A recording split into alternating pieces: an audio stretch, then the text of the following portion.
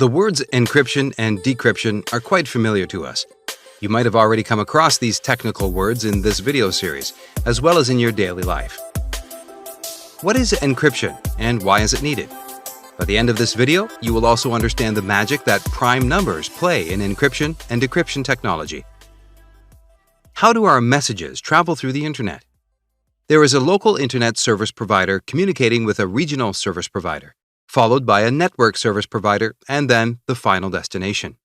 We know that data travels in packets and could take any path through the different routers to reach the destination. And in general, we assume that ISPs or NSPs don't eavesdrop on our communications. When we are connecting to a public Wi-Fi hotspot in a restaurant or a shopping mall, we have to be cautious that whoever installed the Wi-Fi hotspot is unable to see what we are browsing. Many of you will have noticed the prefixes HTTPS and HTTP being shown on URL addresses. These are Internet protocols for communication, and S represents that the communication is secure. For a secure communication, the access point provider won't be able to know anything other than that we have accessed this site. They cannot see our logins, which page we are looking at, or anything else. All of these are encrypted. In a cellular communication, the data to your cell tower is usually encrypted. Let's look in detail at how this important encryption operation is done. Encryption is the process of transforming plain text to ciphertext. In this example, the text message is encrypted by adding one digit. This is the encryption key. Only the receiver, who knows the key, can decrypt the message, and an intruder cannot. You can consider this case as similar to a confidential document being locked in a briefcase before sending it to its destination. A thief or the transporter will not be able to access the document. Only the receiver with the key to the briefcase will be able to open it. A very responsible key distribution center takes the responsibility of transferring the key from the sender to the receiver.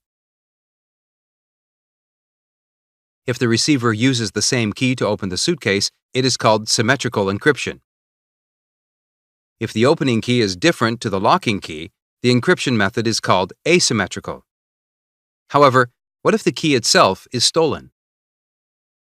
To overcome this issue, let's design an intelligent locking system. In this system, each user has two keys.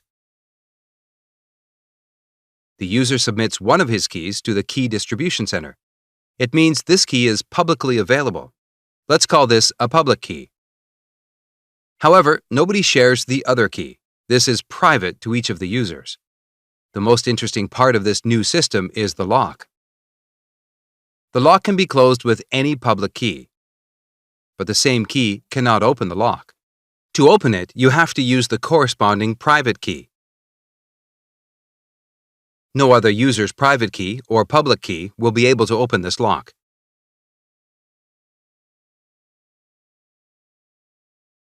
With this system, the data transfer is highly secure. Let's see how. If Nina wants to send the box to Alex, Nina requests the public key of Alex from the KDC.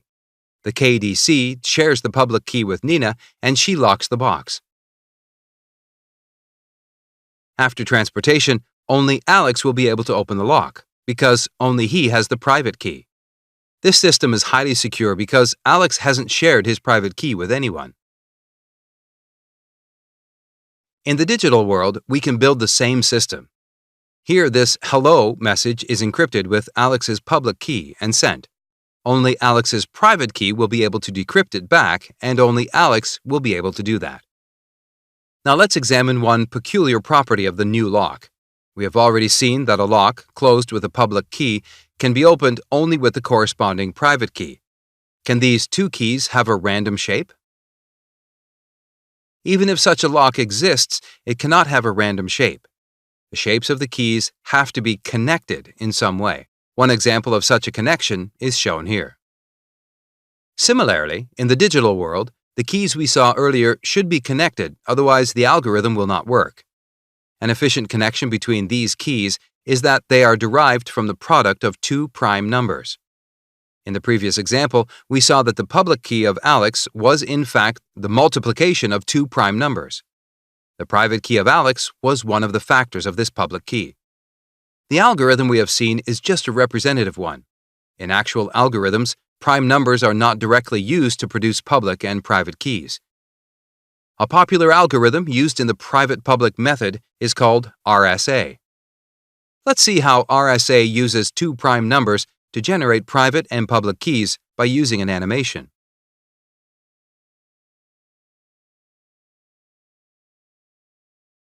The encryption and decryption of the letter H using these keys is also animated here. Please note that a detailed explanation of this algorithm is beyond the scope of this video.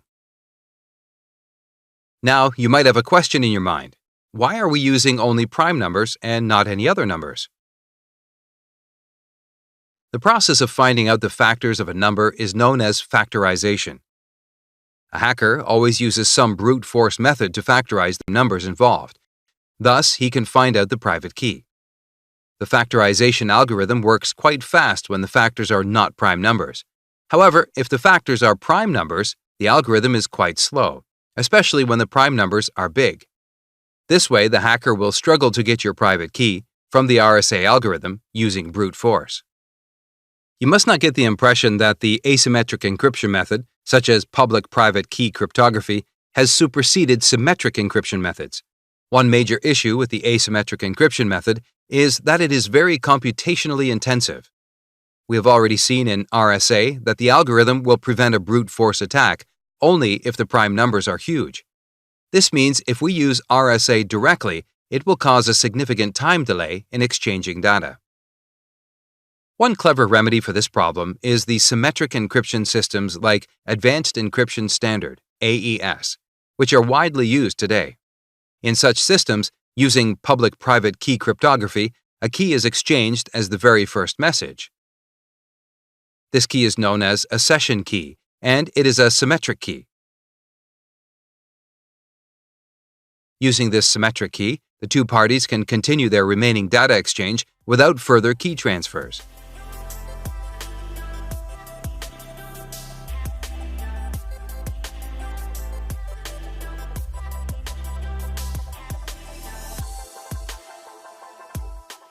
The session key is frequently updated depending on the communication protocol used.